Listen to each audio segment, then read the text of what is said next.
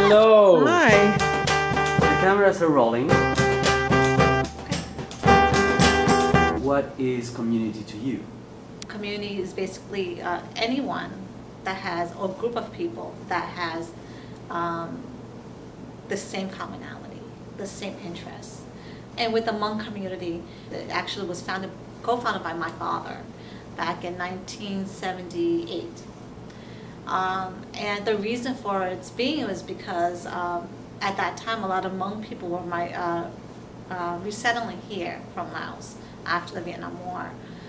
So the elders, my father and a few other people, decided that we need a safe haven for our people to practice their culture, their arts and everything else, and helping them get accustomed to this new culture. And that was the reason why the Hmong Rhode Island Association was brought up and put together. The Hmong culture, it's very unique. The Hmong people actually originated in China. They were pushed southwards towards Southeast Asia. That's where my parents are from, Laos. The Hmong written language is very new. I want to say 400, 500 years old. It actually started with French missionaries. A lot of Hmong people may not know how to write in Hmong. They can speak Hmong, but not necessarily write in Hmong. Because most of the time the Hmong people lived in the mountains of Laos. So they were very away from the city. I self-taught myself to write in Hmong. My parents don't write in Hmong. They speak Hmong, but they do not write in Hmong. When they grew up in Laos, they learned the Laotian language. So they wrote in Laotian, they spoke Laotian.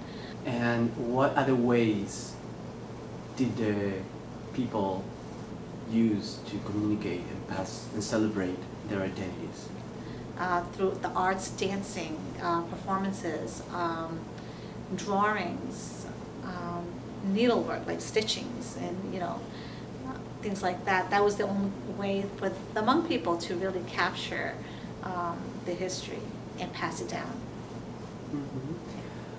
You spoke a little bit about the history of the Hmong community here and why your parents came to the United States. Do you feel like that history still impacts your day-to-day in the present? Personally, yes. I want to make sure that my community, the Hmong community, is able to continue with their culture because it's so important. My parents always say, you won't know how important it is until you have your own kids, right?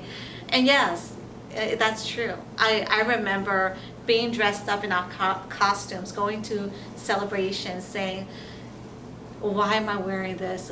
I don't like this, it's too heavy, why am I dressed up? But as I grow older now, it's like, I'm embracing it. I love it. How do you feel embracing that? What makes it so important, so rich to you? It gives me a chance to tell people who I am. And I think that's important.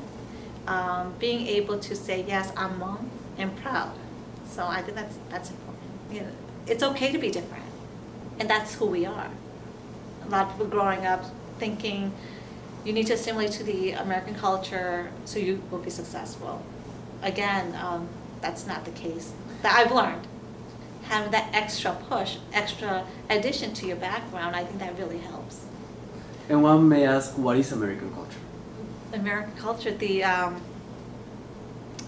a good question. So the American culture, growing up, this is what in my head, this is the American culture. Movies, pizza, the hot dogs, the hamburgers, the pastas, But what we had at home was our traditional foods. So you're like, now I go back to my tradition. It brings me home.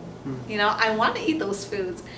My kids, I pack them our traditional foods because that's all they eat to school every day. And other people's ask them, so what's that? And they're like, you want some? You want to try it? So, I'm fine with that. Mm-hmm. Yeah. I want to bring us back to Providence today. Yes. And I want to think about how that ecosystem can be improved. Okay, so I was fortunate enough to be a part of the Hmong Rhode Island Association 4 years ago as one of the boards there.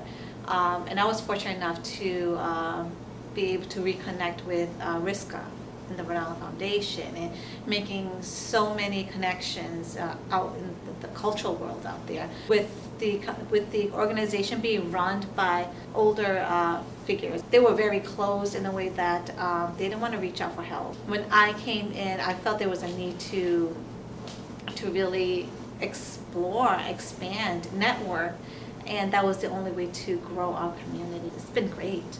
It's been great. Riska, we've received a few grants from Riska, from Rhode Island Foundation, to help with our arts program, cultural program, our dancing program.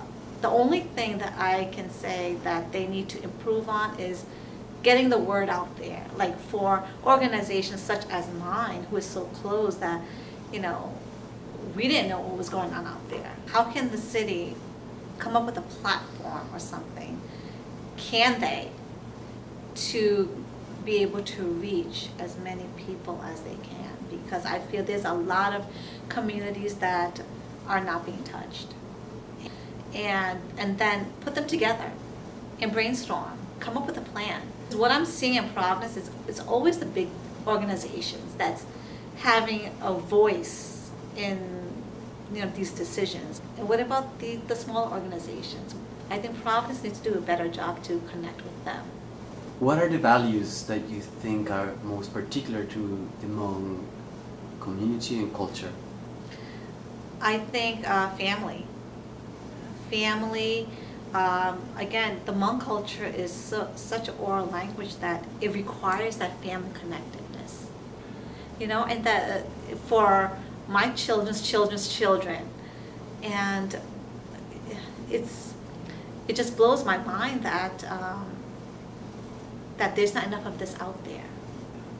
Pertaining to my organization, the Hmong Rhode Island Association, it means a lot to me to be part of it and to guide it. You know, hopefully that when my children are ready to take on the torch, that it will still be there for them. What would you like Providence artists, local artists, to know? Just keep doing what you're doing. Nothing is too small. You're an artist, just show your things, show what you're capable of. Help is out there. Help is out there, you just need to look for it. Well, Julie, thank you so much. Well, thank you for having me. I'm thrilled to be a part of this. Yeah, thank you. Thank you so much for taking the time. Of course.